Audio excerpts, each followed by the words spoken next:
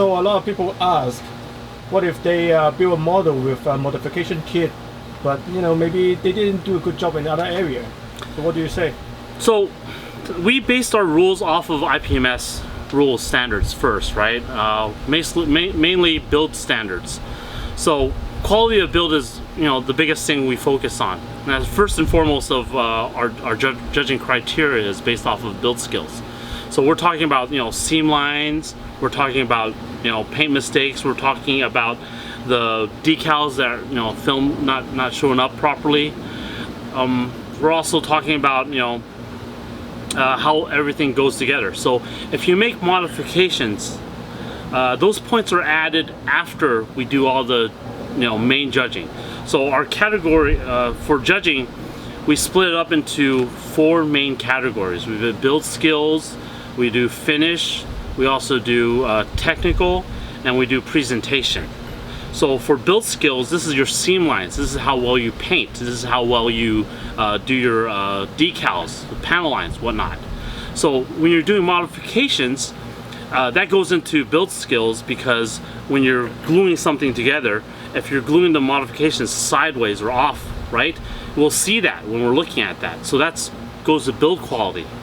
So when you're painting some of these, and you make a modification, you paint it, sometimes you'll see the mistakes when you do the painting as well. So the points are knocked off that way. So granted, when we go to technical skills, you'll get more points for technical, but then you might have gained those points because you lost points on your build skills. But if you built perfectly, there's no mistakes in your build, and then you add modifications to it, you're having that much more points versus someone that only built a standard kit without any modifications, but the standard kit is built perfectly. Now the goal is, when you're building a kit, you're building perfectly, right? So we look for the perfection in the kit, but we also understand that since this is Gundam, we also have various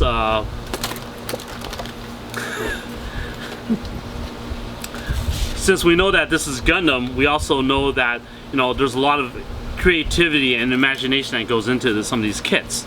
So we want to award that, the creativity. We want people to think outside of the box when they're building. So modifications and LED, add additions to LEDs, or additions with LEDs, additions with electronics, stuff that moves, that's gonna just add along the technical lines. But then if you're adding all that stuff but you build poorly, that's gonna balance that out. Hey, what do you think you're doing? I'm building Gunpla. Who taught you how to do that? I learned it from you, okay?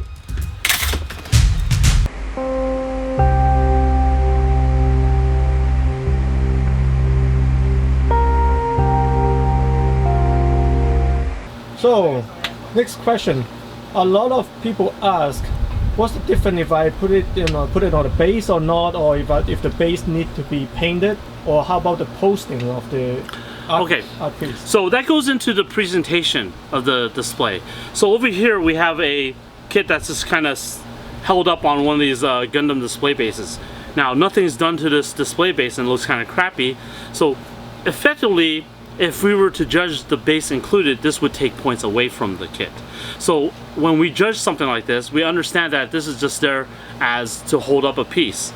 Normal IPMS judging is display bases are not taken into account when we're judging. Now, if the display piece is integral to the part, say for this, Vincent van Gogh display, now this display piece is part of the kit.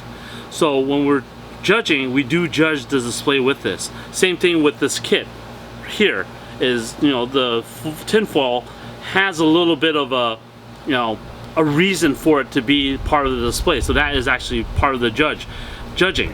And we will actually award points for that creativity where you create something like a base that makes more sense to as a display. Same thing with these harls, if there's a hand under here displaying these this wonderful harl cannon, then this goes into the judging of it. So we would actually award points for having this hand here when we're doing this.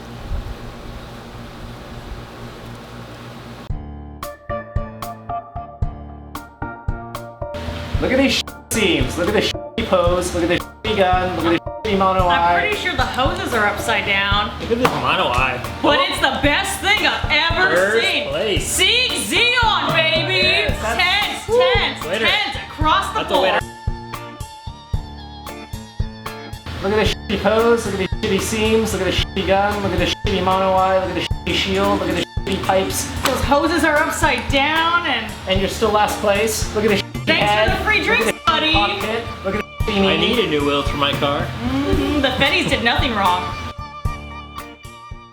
One of the big things about building Gunpla, not so much now with these later kits, but you know, with these older kits, like let's pick this guy for instance, right? So if we look at this kit, just gonna point out here is there's a massive seam line that goes down here.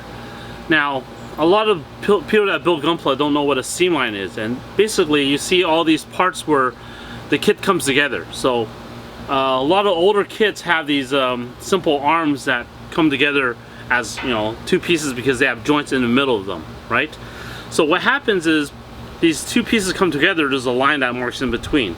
Now Bandai's gotten really smart about this, and they've designed it so that that line is actually a carved out line, so it's actually a panel line when you put those together. But some of these older kits will, like the Zaku here, will have the seam line down the middle. Now when basic model skills when you enter any IPMS contest is we're focused on making sure that these seams aren't there. So a lot of airplane models, tank models, they have seams, and one of the biggest mistakes that we see when people are building these kits is they're not taking care of these seams. They could have this kit wonderfully painted, wonderfully weathered, decaled and whatnot, but the seam is there and they didn't take care of that seam. And the seam is one of the most basic ideas to do. We're using glue, you're gluing it together, and you're sanding. So the people who are building these kits are already sanding the nubs and sanding down some of the lines and whatnot. Take the extra effort, glue that seam, wait a day, let it cure, and sand it down. Once you sand it down and you paint that up and you don't see that seam there, that is something that we really appreciate. That's one of the very basic skills. So when you're going into any contest such as SCGMC or IPMS, seam lines are a very big deal, as well as nubs. So these are very basic skills that we look to and we take points off of when we judge. Stop! Who taught you how to paint like that? Who taught you how to paint like that? Answer me, motherfucker! Can I leave now? No! Haven't you heard of Gunpla? So, our fourth, topic that we talk about is called presentation. Now, you look at this, and look at this kit. There actually is some thought put into posing. Now, as these things are flying out because it's windy, posing is a big deal because these kits are actually very posable, unless you built a resin kit which is not posed. But your typical resin kits are actually designed and posed so that it's more of a dynamic pose. So since these are movable, you want to be able to make it look not shitty. Put the legs out a little bit, put some bend in the knees, and it's as simple as this will net you a couple of more points versus something that looks like this, barely even posed. So if you have something that's standing very static, it's a robot.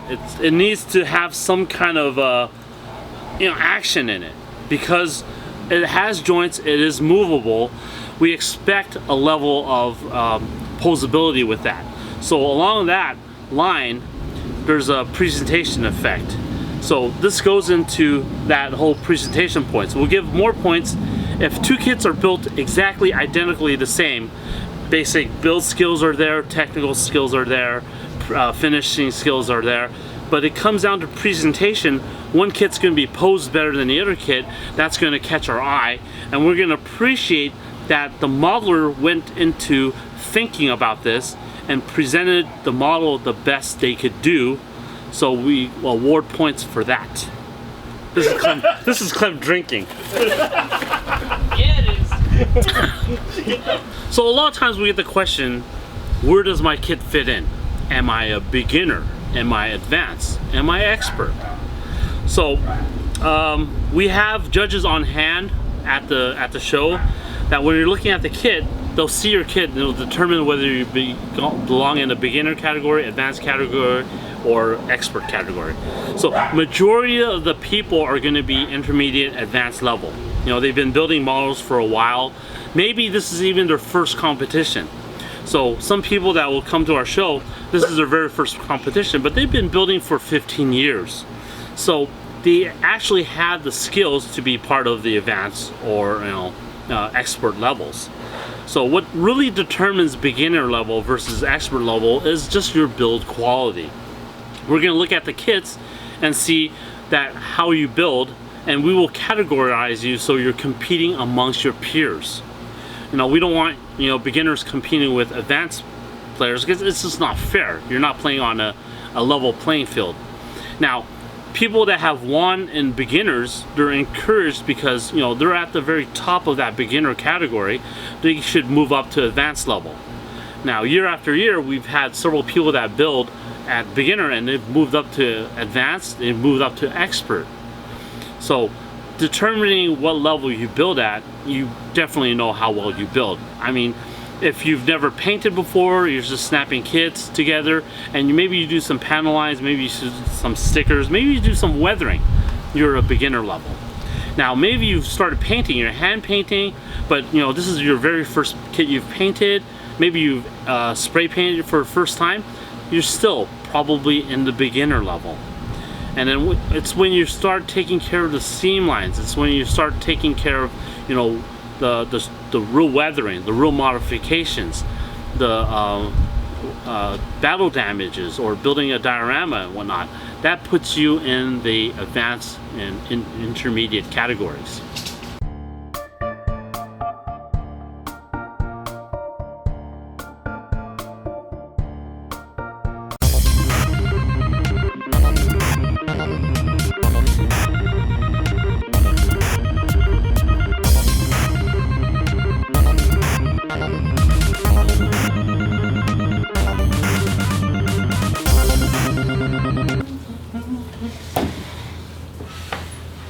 Hey, what you got doing there?